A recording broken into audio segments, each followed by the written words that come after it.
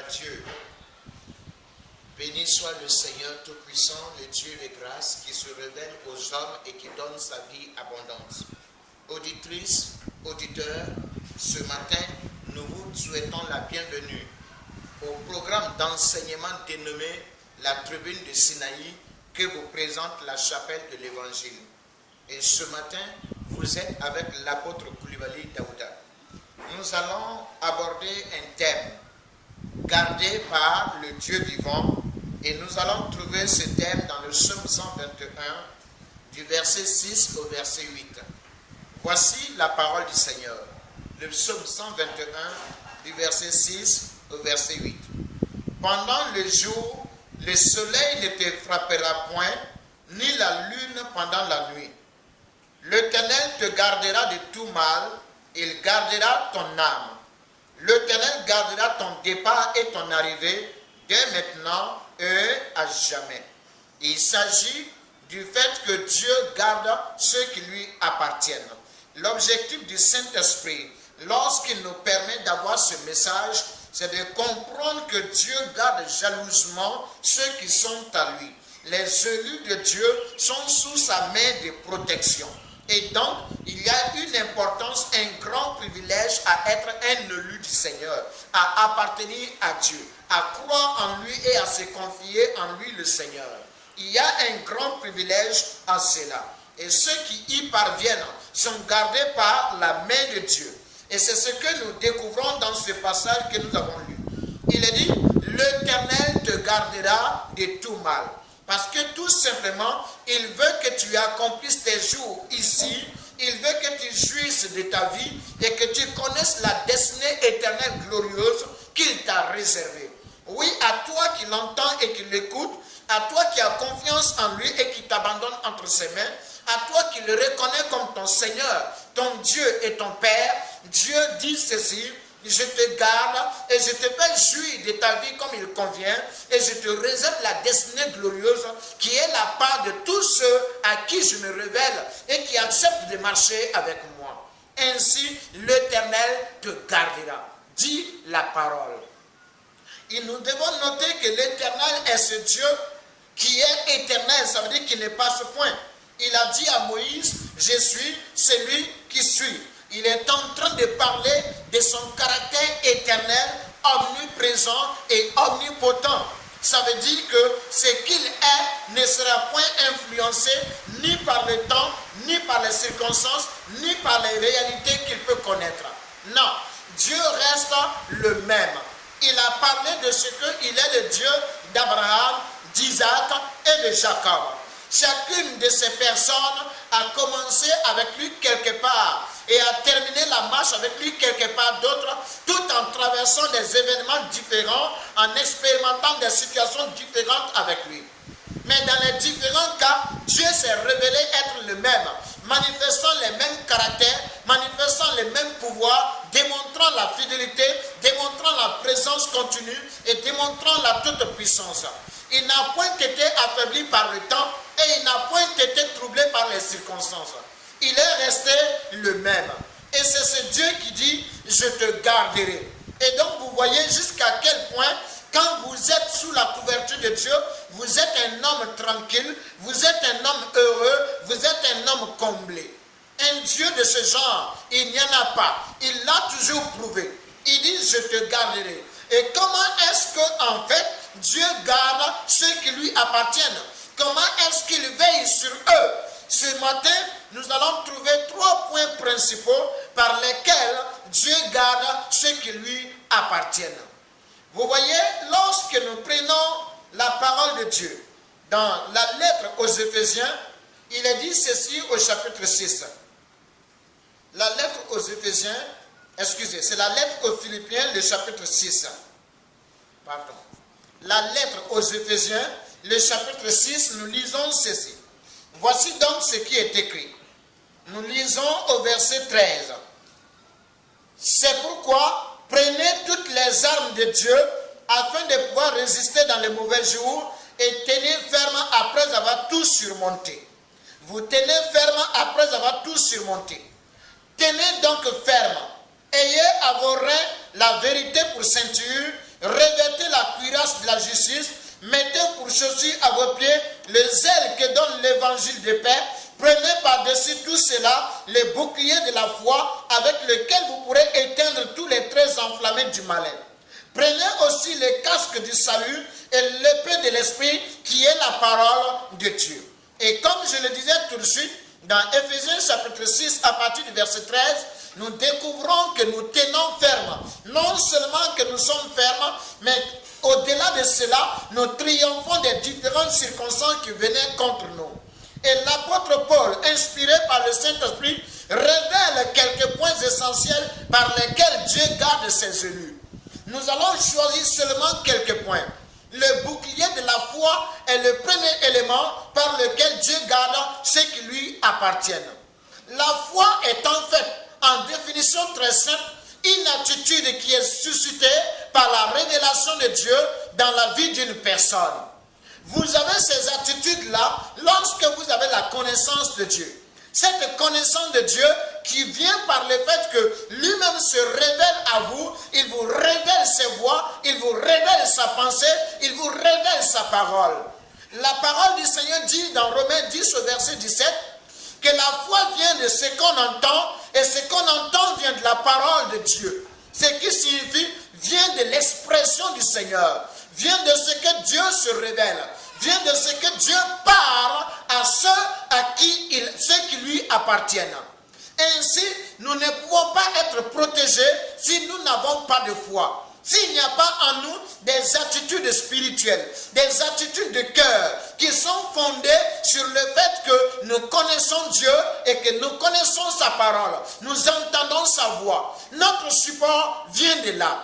C'est pourquoi il est important de comprendre que ceux que Dieu protège, c'est ceux à qui il parle, c'est ceux à qui il s'adresse, c'est ceux à qui il révèle ses voix, il révèle ses pensées. C'est quand il s'exprime que nous sommes gardés. Ça, l'avertissement est la première chose par laquelle Dieu veille sur ses enfants. Lorsque nous lisons ceci, Ézéchiel nous révèle un problème. Ézéchiel chapitre 33, voici ce que nous lisons. Il est dit ceci, Ézéchiel 33, le verset 1, et je vais jusqu'au verset 6. Ézéchiel 33, verset 1 à 6. La parole de l'Éternel me fut adressée en ces mots. Fils de l'homme, parle aux enfants de ton peuple et dis-leur, lorsque je vais venir sur mon pays, sur un pays, et... Gloire à Dieu. Alléluia. La parole de l'Éternel me fut adressée en ces mots. Fils de l'homme, parle aux enfants de ton peuple et dis-leur, lorsque je vais venir l'épée sur un pays, et que le peuple du pays prend dans son sein un homme et l'établit comme sentinelle. Si cet homme voit venir l'épée sur le pays, sonne de la trompette et avertit le peuple, et si celui qui entend le son de la trompette ne se laisse pas avertir, et que l'épée vienne le surprendre, son sang sera sur sa tête. Il a entendu le son de la trompette et il ne s'est pas laissé avertir. Son sang sera sur lui. S'il se laisse avertir, il sauvera son âme. Si la sentinelle voit venir l'épée et ne sonne pas de la trompette, si le peuple n'est pas averti et que l'épée vienne enlever à quelqu'un la vie, celui-ci périra à cause de son iniquité, mais je redemanderai son sang à la sentinelle. L'avertissement.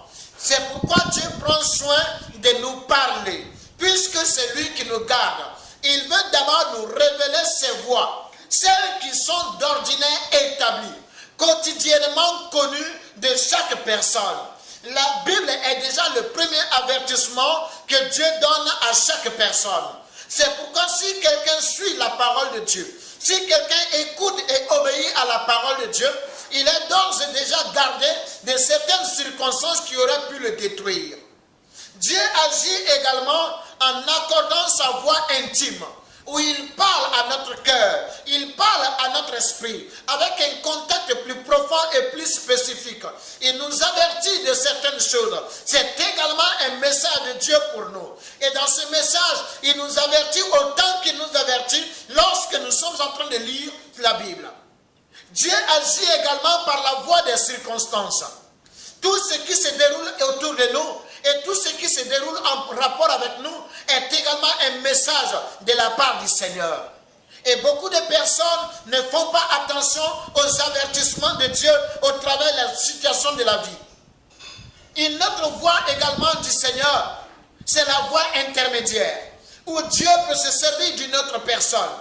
Il peut se servir d'un prophète, d'un frère, d'une sœur. Il peut se servir simplement d'un enfant pour vous avertir, afin de vous arracher à un danger, afin de vous empêcher de vivre un drame. Mais tout cela est de la voix du Seigneur. Et si vous n'obéissez pas, vous avez tout simplement manqué de foi. Et comme vous n'avez pas pris de bouclier, alors le danger qui vient contre vous vous atteindra certainement et pourrait même vous détruire. Il est arrivé à Akab, le roi d'Israël à l'époque. Il avait pour beau-fils, pour beau Josaphat, qui était aussi un roi, le roi de Juda, qui avait épousé la fille d'Akab. Usant de cette relation, de cette influence sur Josaphat, Akab lui a demandé de venir l'assister dans une guerre contre les Syriens. C'est ainsi que Josaphat s'est déplacé et il est venu. Selon ce qui a été déclaré là-bas, dans 2 Chroniques au chapitre 18, il est dit que Akab a entrepris une conquête. Il a entrepris une guerre contre les Syriens sans même d'abord chercher à consulter le Seigneur. Il s'est fié à ces prophètes qui avaient l'habitude de lui mentir, de l'encenser comme on le dit. Il voudrait entendre des paroles flatteuses, des paroles mielleuses, des paroles qui l'élèvent lui et non pas le Seigneur. Et donc Akab s'est laissé bercer par les prophètes de mensonges, les prophètes de séduction, les prophètes de la chair, des personnes qui agissaient à leur propre compte et pour leur ventre. Et quand ces prophètes-là étaient en train de prophétiser, il était content de ces messages. Josaphat, qui était un homme de bien, habitué à la vie de Dieu, qui craignait Dieu, il a posé une question. Il a dit ceci: n'y a-t-il ici aucun prophète de l'Éternel? Mais est-ce ceux qui prophétisent alors? Mais cet homme avait le discernement. Il a compris que Dieu n'avait pas encore parlé. Et tant que le Seigneur n'a pas parlé, un homme ne doit pas prendre la peine d'agir. Il ne doit pas prendre la peine d'entreprendre. Il ne doit pas prendre la peine d'avancer. Il ne doit pas prendre la peine de s'asseoir ou de se lever. Il faut que tout se fonde sur le fait que Dieu ait d'abord parlé. Quand les hommes ont parlé, il faut encore attendre. Quand Satan a parlé, il faut encore attendre. Quand les réalités ont parlé, il faut encore attendre. Mais quand Dieu a parlé, c'est là qu'il faut commencer à agir. Josaphat donc dit: n'y a-t-il encore ici aucun prophète de l'Éternel par qui nous puissions consulter l'Éternel? C'est ainsi qu'à contre-cœur, le roi Akab a envoyé chercher Michée. Et quand il est venu, connaissant l'esprit tordu de ce roi au début, il n'a pas voulu prophétiser. Il n'a pas voulu lui dire ce qu'il devait dire. Il lui a juste dit: Dieu te dit d'aller. Et Akab savait que Michée ne prophétisait rien de bon à son sujet. Il lui a dit: mais je veux que tu me dises la vérité. Alors Michée dit: voilà ce qui va se passer.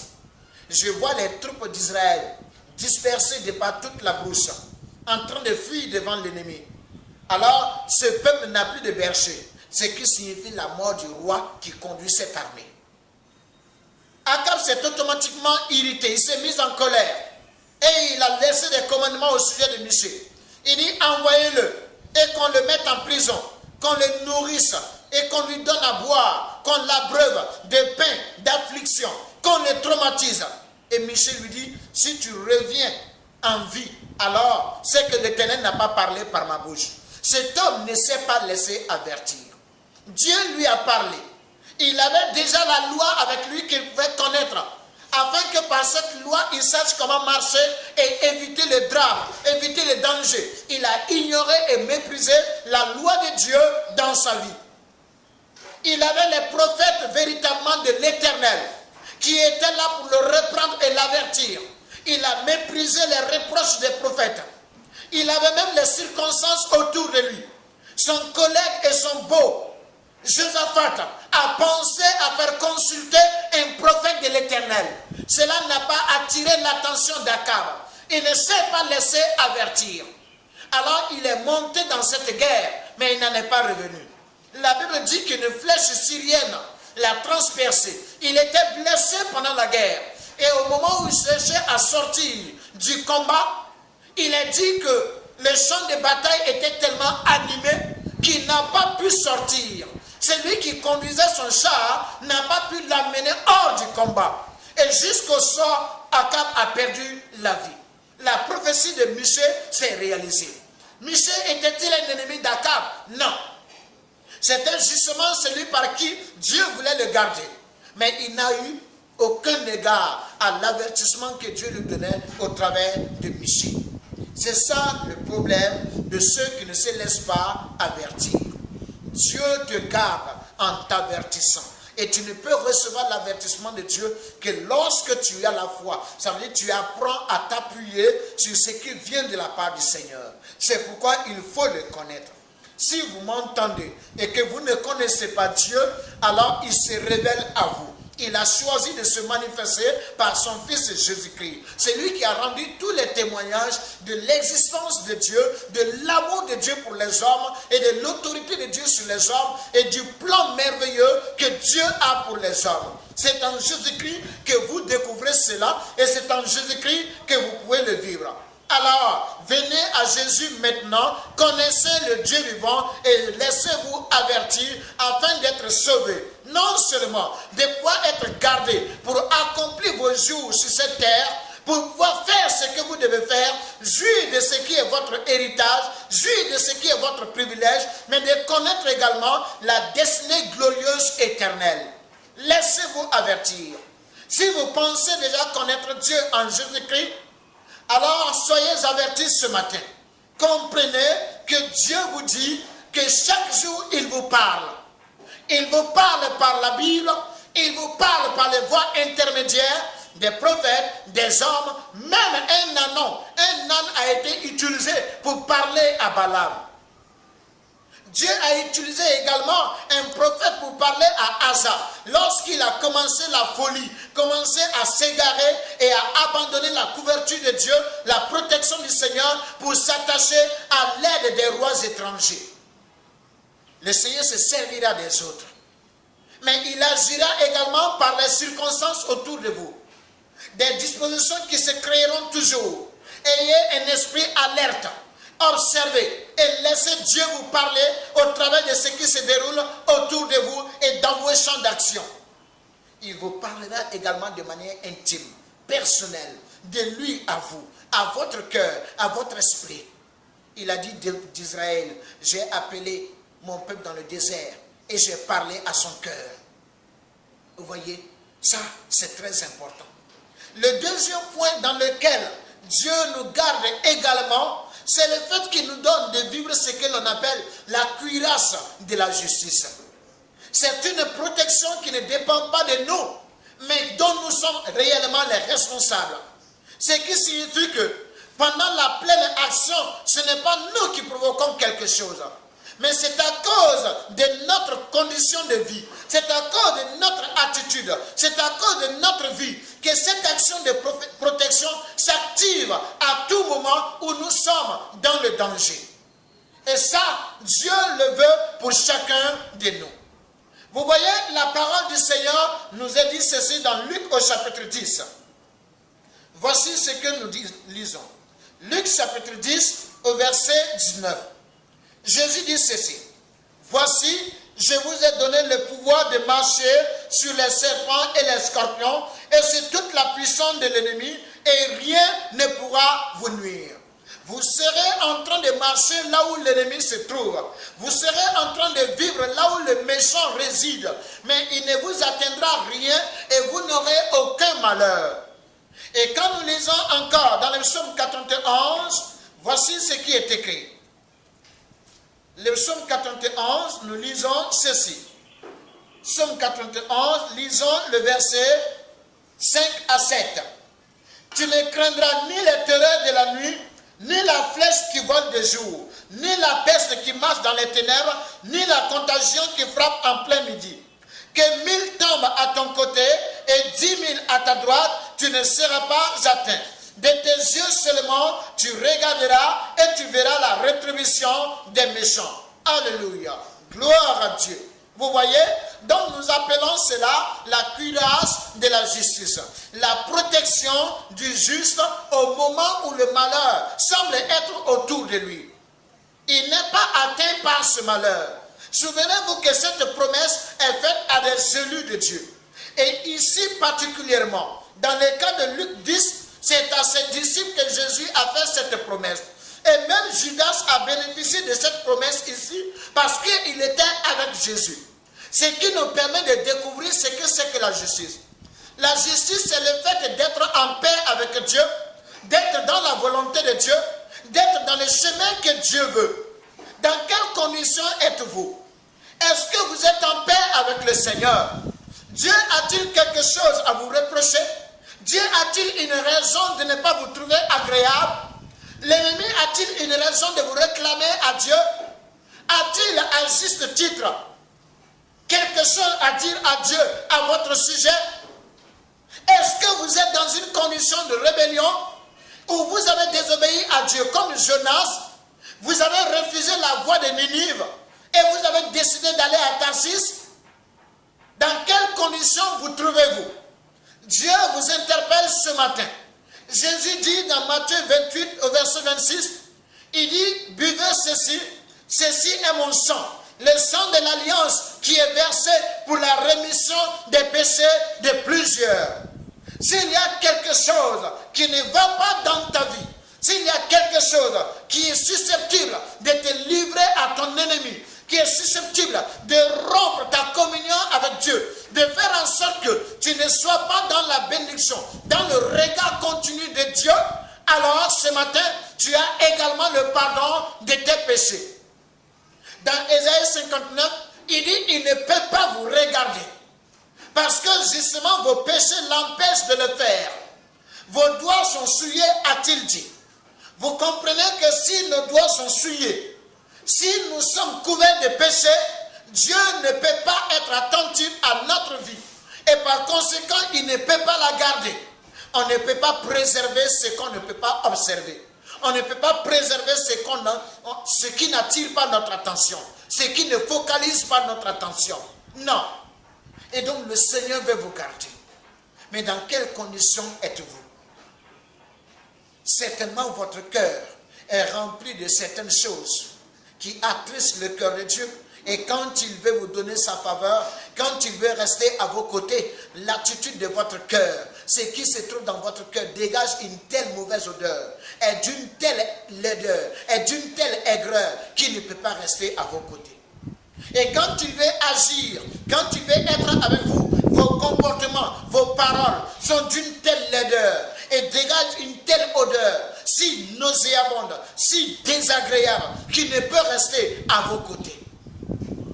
L'apôtre Paul a voulu illustrer cela en disant que les femmes devaient se voiler à cause des anges. Pour dire que dans ce cas, un ange ne pourrait pas regarder une femme rebelle et insoumise. Un ange ne pouvait pas être à ses côtés et la soutenir de même que l'assister. Cela ne pouvait pas être possible.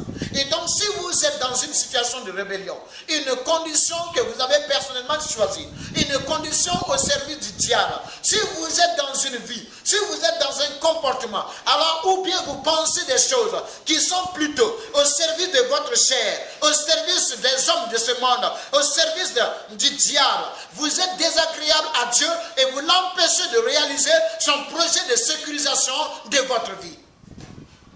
Bien-aimés, le Seigneur est avec vous ce matin. Il interpelle chacun de nous. Il nous accorde la grâce de nous relever. La cuirasse de la justice. Lorsque nous sommes justes aux yeux de Dieu, nous sommes aussi justes devant le diable et devant les hommes. Quand bien même il se lèvera pour nous accuser, leur conscience rendra témoignage que toujours nous sommes des bonnes personnes, des personnes sans reproche, des personnes sans ride ni tache, comme l'apôtre Paul pouvait le dire dans sa parole. Examine-toi, bien-aimé. Frère, dans quelles conditions te trouves-tu? Sœur, dans quelle disposition es-tu? Dieu t'interpelle ce matin. Le troisième point que nous pouvons avoir également, par lequel Dieu protège ses élus, par lequel Dieu vous donne d'accomplir vos jours, de pouvoir faire ce que vous devez faire, de jouir des revenus de vos mains, de profiter de la vie et de connaître véritablement votre destinée glorieuse, c'est aussi le casque du salut. Cela est important. Êtes-vous sauvé? Lorsque quelqu'un est sauvé, c'est tout simplement le fait que Christ est venu à lui, et lui ayant reçu Christ, il a permis à Jésus de les transporter de sa vie ordinaire. Cette vie que le monde peut influencer, cette vie que le diable peut contrôler, cette vie que les réalités de ce monde, tout ce qui est vanité peut impacter, négativement pervertir du moins ça. Cette vie n'est pas celle qu'il vous faut. Quand bien même vous semblez être heureux là-dedans, il n'y a aucun bonheur. La Bible dit que même au milieu du rire, le cœur peut être affligé. Et donc, vos peines et vos joies dans cette vie ordinaire n'est pas celle qu'il vous faut. Elle ne vous fait pas du bien cette vie. Et elle ne vous réserve aucune destinée glorieuse. Elle ne vous réserve aucun lendemain.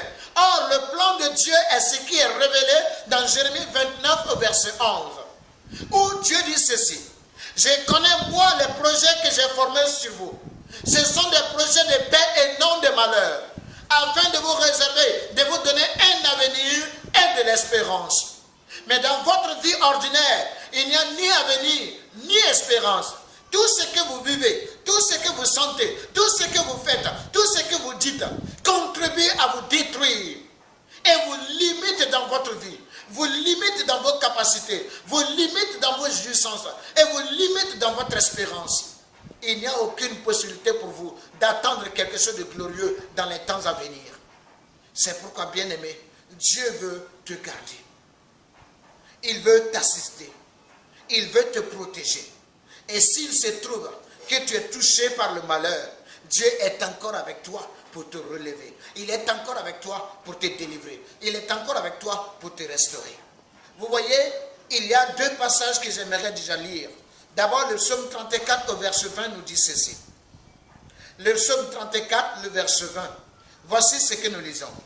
Le malheur atteint souvent le juste, mais l'Éternel l'en délivre toujours. Vous voyez, ça veut dire que si vous arrivez de tomber dans le malheur, malgré que Dieu est avec vous, cela ne signifie pas que Dieu a échoué et cela ne signifie pas que vous avez échappé de sa main. Non, l'oisillon peut tomber du nid, mais l'enfant de Dieu ne tombera jamais de la main de Dieu. Cela n'est pas possible. Dieu a une main à triple étage et assez vaste pour garder ses enfants. Il crée, et quand il a créé, il conserve. Quand il conserve et que c'est touché, il restaure. Alors si Dieu décide de vous donner la vie, nul ne peut vous l'arracher. C'est ce que nous lisons ici. Le psaume 34 au verset 20. Le malheur atteint souvent le juste, mais l'Éternel l'en délivre toujours. Et dans Proverbes chapitre 12, voici notre parole du Seigneur. Proverbes chapitre 12, le verset 7. Renversés, les méchants ne sont plus, et la maison des justes reste debout. Renversés, les méchants ne sont plus, et la maison des justes reste debout. Vous voyez la parole du Seigneur, la cuirasse, du moins le casque du salut. Il est dit que le fait d'être sauvé, nous avons en nous la vie de Dieu. Et cette vie réagit toujours à nos réhabilités, là où nous avions été touchés. Là où il y a eu une ruine, Dieu est capable de rebâtir cette vie. Le malheur atteint le juste, cela est vrai. Et cela est possible. Mais il est aussi dit que l'Éternel l'en délivre. La maison du juste, comme la maison du méchant, peuvent être toutes exposées au malheur. Mais la Bible dit que la maison du méchant se renverse. Et celle du juste va toujours demeurer. Elle est rebâtie. Vous voyez, vous pouvez vous endurcir contre Dieu. Vous pouvez vous vanter d'avoir une certaine force, un certain pouvoir, une certaine puissance face à certaines adversités, face à certaines difficultés, face à certaines inimitiés. Mais vous devez savoir qu'il y a des graduations dans les adversités. Il y en a que vous pourrez affronter, mais il y en a qui vous écraseront certainement. Vous savez, j'aimerais vous donner un témoignage d'un jeune homme, c'est dans l'une des régions du Burkina, qui se vantait de la sorcellerie. Je ne le dis pas pour glorifier le diable, Mais je vais juste montrer la graduation dans la vie d'une personne. Cet homme, ce jeune homme qui était si fier de lui-même, est rentré dans un cabaret, un capalodrome, et là il a commencé à boire. On l'a servi. Quand on l'a servi, il a suspendu la calebasse en l'air et il est sorti. Il a commencé à se moquer de tous ceux qui étaient là-bas et il est sorti pour aller pisser. Au moment où il est allé pour se soulager, quand il a descendu le pantalon, il s'est rendu compte que son organe génital n'était pas là pour pisser. Il a commencé à pleurer, il est rentré et il s'est mis en genoux. Il a commencé à demander pardon et il y a un vieux qui a dit « Petit, va pisser ». Et quand il est reparti pour pisser, alors maintenant il était un homme complet, il a pu se soulager. Ça c'est dans le monde démoniaque.